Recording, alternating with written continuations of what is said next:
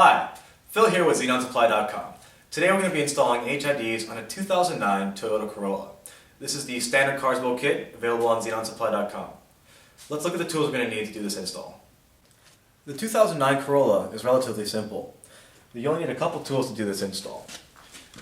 There are 8 zip ties we're going to be using. They come standard in the kit. A 10mm socket and a socket wrench. Some wire cutters for the zip ties and the actual kit. First thing you want to do with any installation is remove the battery terminal. We're going to use the negative terminal here on the Corolla. So take your 10mm socket, go ahead and loosen. Should come right out. And to avoid having the terminal touch the battery again, I like to take some painter's tape, just wrap it real quick. And it's just an extra precaution to make sure they don't touch. Not necessary, but safety first. Now that the battery terminal's been disconnected, we can go ahead and remove the stock halogen bulbs. Let's start with the driver's side. There's a brown connector that has to be removed. Go ahead and press down on the tab and pull down. And that should remove the connector. You can take the bulb, turn counterclockwise, and that should come right out. Let's go do the passenger side. Same as the driver's side. There's a brown connector that needs to be depressed and pulled down, like so. Take that bulb, turn counterclockwise, pull out, and there it is. Now that we've removed the stock halogen bulbs, we can go ahead and install the new HIDs. In the kit, you'll see a standardized wiring harness with the 9006 type bulb. It's important to remember, don't ever touch the bulb. If you get any grease on it, when you turn the light on, you could damage it. There is a 1-inch rubber grommet, as you can see here. On some cars you do need it. On this Toyota Corolla, you do not. Let's go ahead and put this one on the passenger side.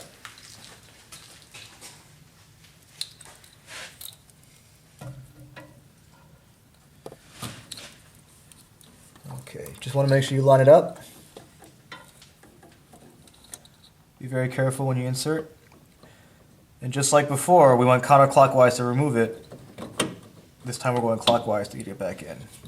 Make sure when you turn, you get a nice snug fit. Give it a little tug, and there you go. To get the passenger side ballast installed, we have to do a couple things here. You're going to need 3 of the zip ties, and you're going to have to first take the largest of the wiring harness connections from the bulb and connect it to the ballast here. Wait for the click, give it a tug, make sure it's snug. Now the location of the ballast is going to be right in this area, resting on this windshield washer fluid box, connecting to this wire harness with the zip ties. So, you're going to take 2 of the zip ties, connect 2 of them together, just to form a T. Now, it'd be smart to get the zip tie down in here first, before placing the ballast on top. Once you have it in, you can take the 2 ends and bring them together. Just leave it like that for now. The third one is going to go around this connector right at the bottom here. As you can see here, we've got the zip ties in place holding the ballast to this wiring harness. Go ahead and clip your ends.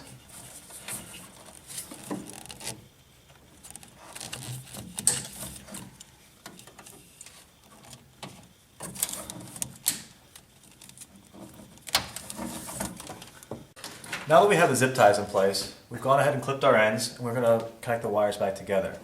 The brown connector that we removed the stock halogen bulb from connects to the black connector from the HID kit.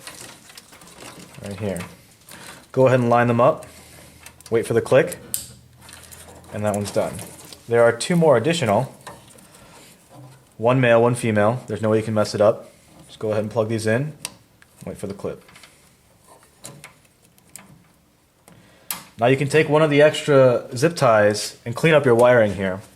Just bundle them all up and zip tie them together so they don't move around in the engine compartment.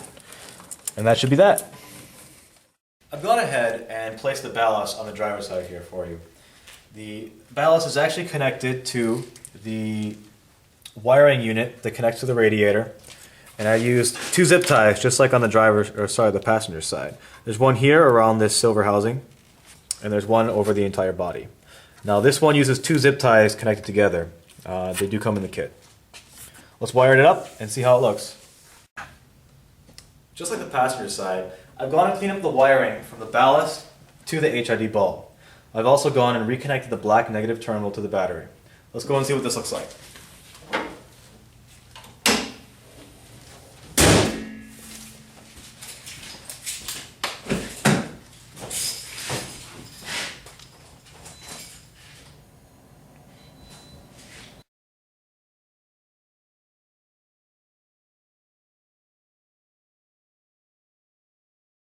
Now that the headlights are on and working, we can go ahead and adjust the headlight level. So the standard practice is to go 20 feet from a wall and make sure that the left side is about knee height. So right now my knees are right here. The light's just a little bit low. You can see the end of the beam pattern is right about here. So we do have to lift them up a little bit. This is the adjustment screw for the driver's side headlight. In order to adjust the level up, you have to turn clockwise or righty-tighty, and the light will adjust upward. The passenger side adjustment is right next to where we place the ballast here, right there. Same as the driver's side. Turning to the right will adjust it up, turning to the left will adjust it down. Make sure that your levels are appropriate with your state's laws.